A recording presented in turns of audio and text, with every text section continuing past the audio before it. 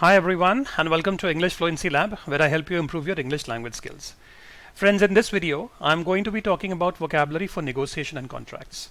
Now this video will be very beneficial for people who are at an intermediate level and for people who are in a sales role who do a lot of negotiation as part of their job. So let's get started right away. Let us start with vocabulary for negotiation, and we're going to start with the definition of negotiation. Now, negotiation is the ability to communicate with different people who have different interests. Now, that's one thing to keep in mind. We negotiate. Negotiation always happens with two people who have a different opinion, who have different interests. Otherwise, it would not be a negotiation. What is the objective of a negotiation? It is to find a win-win situation, which means a solution that benefits everyone. There is no loser in a negotiation, right? It has to be a win-win situation. Having good negotiation skills is important for resolving conflicts and reconciling differences of interests in business, politics, and everyday life. Friends, negotiation skills is a very important leadership skill. So if you really want to move up the corporate ladder, it is very important that you have negotiation skills and you use the vocabulary which is used in negotiation. Let's move ahead. Now, when a negotiation starts, the different groups with different interests in a negotiation are called the sides or parties. Now you need a minimum of 2 sides to have a negotiation. There could be more, there could be 3, 4, there could be 5, but they are called the sides or parties. To begin with, or to begin a negotiation, one party makes an offer or a proposal. That is the initial idea for the resolution of the problem, right? So the first party will make what is called an offer or a proposal. The other party or the second party can then respond by making a counter offer, a counter proposal. Right, a different idea for the solution, and the discussion progresses. So the first party has made an offer or a proposal. The second party makes a counter offer, a counter proposal, which is slightly different from the original offer. Right. So what are the 3 words we have learned out here? Sides or parties, offer or a proposal, counter offer or counter proposal. Let's move ahead.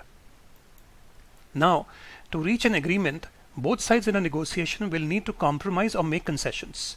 What does that mean? This means adjusting the requirements to be more compatible with the other side's interests. Compromise or make concessions means that you have to make some changes, you have to come down on your stand if you want the negotiation to move further. So that is the meaning of compromise or make concessions. The parties will need to make trade-offs. Trade-offs means exchange one thing in return for the other. Right?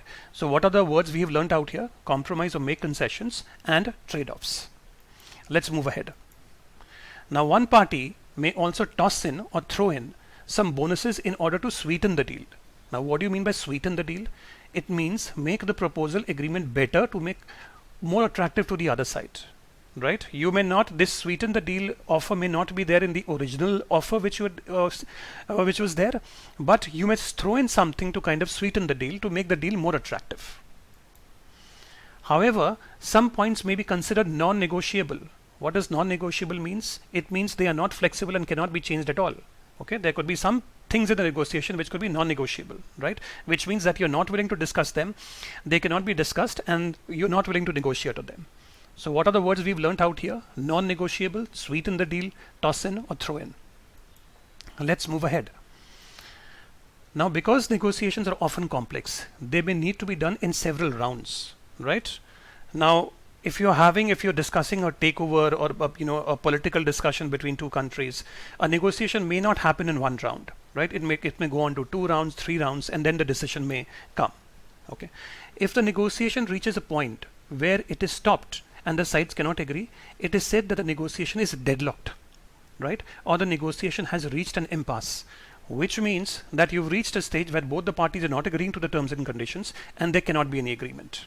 Right, so that's the meaning of deadlocked or reached an impasse. So what are the words we've learnt out here? Rounds, deadlocked, and reached an impasse. Let's move ahead. In this case, it can be good to bring in a mediator. Now, what do you mean by mediator? That's a neutral third party who can help the parties to come in agreement. Now, if there are 2 parties who are not able to come to an agreement, they can bring a mediator. Now, this mediator will have neutral interest. He will have no interest on the either of the parties. Now, when a negotiation was stopped for some time and then suddenly makes progress, we say there was a breakthrough in the negotiation, right? So let us say that you have been discussing for about 3 to 4 hours and you're not reaching an agreement, but suddenly you see something positive. It means that there could be a breakthrough. There was a breakthrough in the negotiation. So mediator, and there was a breakthrough. Let's move ahead. However, if the negotiation fails and the parties abandon efforts to find a solution, then we say there was a breakdown in the negotiation. That means both the parties have not agreed, the mediator has also not helped, means there's been a complete breakdown in the negotiation, right? If one party insists on a condition that the other party absolutely cannot accept, that point is called a deal breaker because it prevents a deal from being made. So what's a deal breaker? If one of the parties puts a condition which the other party cannot accept at all, which is non-negotiable from their side, that's called a deal breaker. So what are the two words we've learned out here? Breakdown of the negotiation and a deal breaker, right? So friends, that is the vocabulary for negotiation. Now let's move ahead and understand the vocabulary for contracts, right? Now, what could be the result of a successful negotiation? Let's say there are two parties involved in a negotiation. They agree on something. Finally, they are going to have a contract or they are going to have an agreement. So what are some of the vocabulary for contracts? Now, contracts are often divided into articles or clauses. The articles or clauses are basically the sections of a contract, explaining the terms and conditions in detail. Now, they may also contain an appendix. Now, appendix always comes towards the end of the contract, right? Appendix explains every term in detail, right? So at the beginning of the agreement, if there is a particular article or a clause, and to explain that in detail, it may be put in the appendix. So this normally comes towards the end of the document. Now, when a person writes their name at the end of the contract, this is called signing the contract. You see, a authorized officer of the company will sign the contract, so that is called signing the contract. And finally, as soon as it is signed, the contract goes into effect. What does that mean? That the contract has started. So that means contract has gone into effect. That means it becomes legally valid and applicable, right? There will always be a date. For example, a contract might say that this contract will come into effect from 1st September 2023. That means from that date, the contract is come into effect. Another way to say this is that the contract is legally binding, meaning that the parties are obligated to do what it says. When you say that the contract is legally binding, that means as per law, you have signed a legal agreement and it is legally binding on you to adhere to the terms and conditions of the contract. Now, if one party does something that goes against the term of the contract, now this is called a breach of contract. In some situations, the contract may be terminated or cancelled. So breach of contract is when one of the parties does something which is against the conditions which have been laid down on the contract. Right? So you have breach of contract, you have legally binding, and you have contract goes into effect. So that's some of the vocabulary for contracts.